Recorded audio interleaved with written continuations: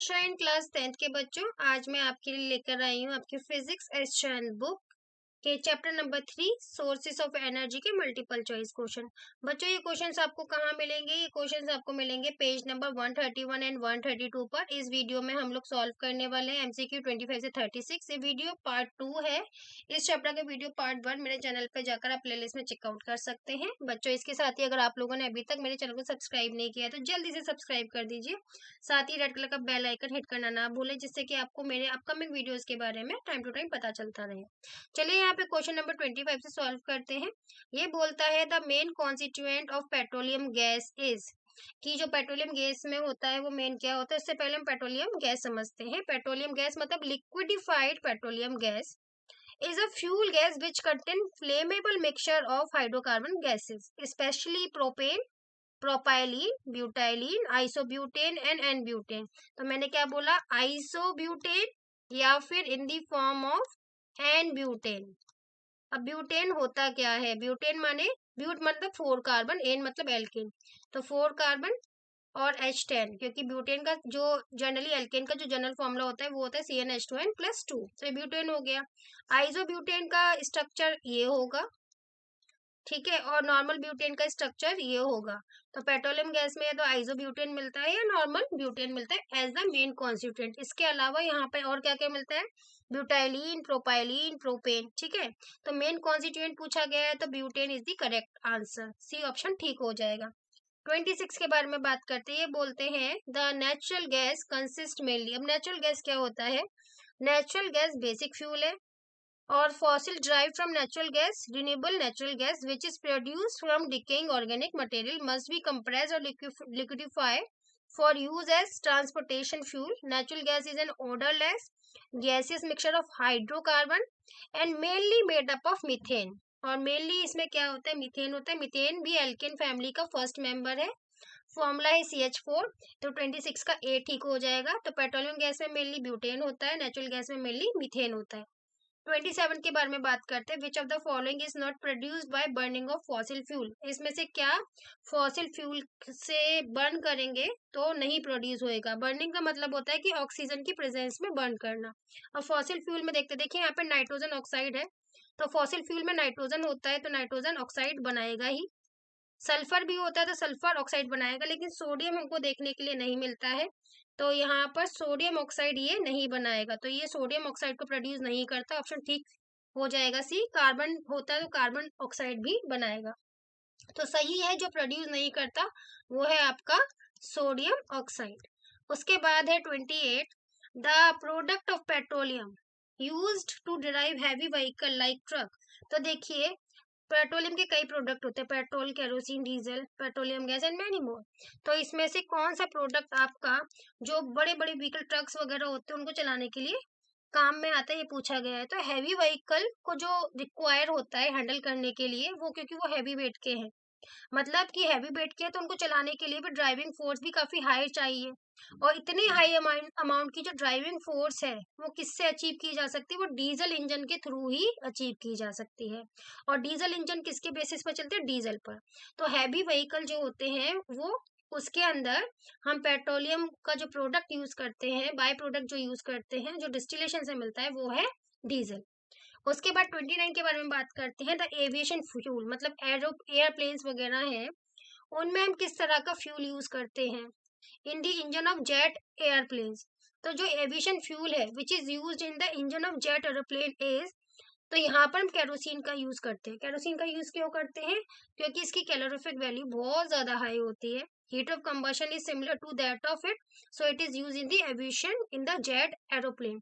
तो 29 का जो सही आंसर हो जाएगा वो हो जाएगा केरोसिन। उसके बाद हम लोग बात करेंगे 30 के बारे में। The ultimate source of energy. ये तो देखिए बहुत बच्चों वाला क्वेश्चन है। हमारी जो स्टोर हुई है फॉसिल फ्यूल की एनर्जी, जितनी भी टाइप की एनर्जी जो चेंज हो रही है मेनली वो सन की एनर्जी से कन्वर्ट हो रही है। तो यहाँ पर the ultimate source of energy stored in fossil fuel is the sun. 31 के बारे में बात करते हैं। देखिए कैसे है सन, ये भी मैं आपको बता देती हूँ। फॉसिल फ्यूल किससे बनते हैं? एनिमल और प्लांट से, जो मर जाते हैं जमीन के अंदर दब जाते हैं। अब एनिमल और प्लांट सबको जो फूड खा रहे हैं और जितना भी उनका बॉडी स्ट्रक्चर बनना है किसकी वजह से बनना है, फूड की वजह से। फूड कैसे आता है, सन की प्रेजेंस में फोटोसिंथेसिस के प्रोसेस से, तो उनके अंदर जो एनर्जी स्टोर हो रही है वो सन की वजह से हो रही है। 31 है, which of the following is not a fossil source of energy, इसमें से कौन सा सोर्स नहीं है फॉसिल सोर्स ऑफ एनर्जी, तो केरोसिन ऑयल पेट्रोलियम प्रोडक्ट है। काउ डंग नहीं है, CNG is obviously fossil fuel, coal is also fossil fuel, तो जो fossil fuel source of energy नहीं है वो है काउ डंग। तो 31 का वी आ जाएगा। काउ डंग केक माने कंडे, जो गाय का गोबर होता है उससे गोल गोल कंडे बनाए जाते हैं।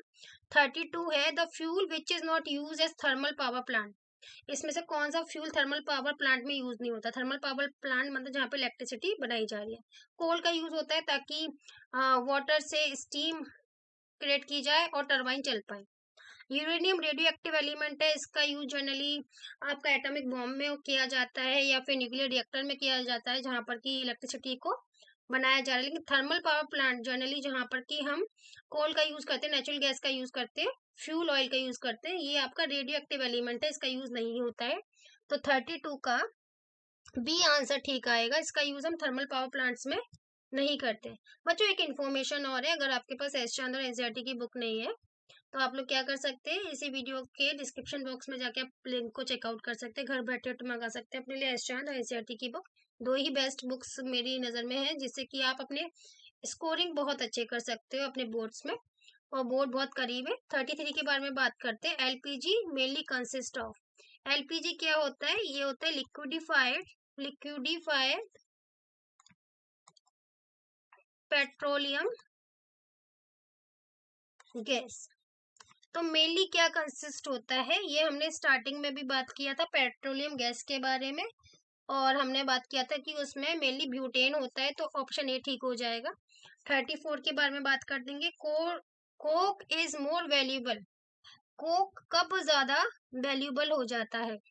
देखिए जो कोक होता है मतलब कार्बन, जो कार्बन है वो बहुत अच्छा रिड्यूसिंग एजेंट का काम करता है। रिड्यूसिंग एजेंट का मतलब क्या होता है, जो हाइड्रोजन प्रोवाइड करवा रहे रिडक्शन के लिए ऑक्सीजन रिमूव करवा रहा है उसको हम बोलते हैं रिड्यूसिंग एजेंट, या फिर इलेक्ट्रॉन को गेन करवा रहा है, तो ये कोक बहुत अच्छा रिड्यूसिंग एजेंट है, तो सी आ जाएगा। Coke is more valuable when it is used as reducing agent. उसके बाद 35 के बारे में हम लोग यहाँ बात करते हैं। Coal can not be converted into, coal को हम किस में चेंज नहीं कर सकते हैं, कोल गैस में क्या हम कोल को चेंज कर सकते हैं, यस हम लोग कोल गैस में इसको कन्वर्ट कर सकते हैं, और कोल से हम लोग इलेक्ट्रिसिटी भी बना सकते हैं, और कोल से आपका कोल ऑयल भी बनता है during the destructive distillation of bituminous oil.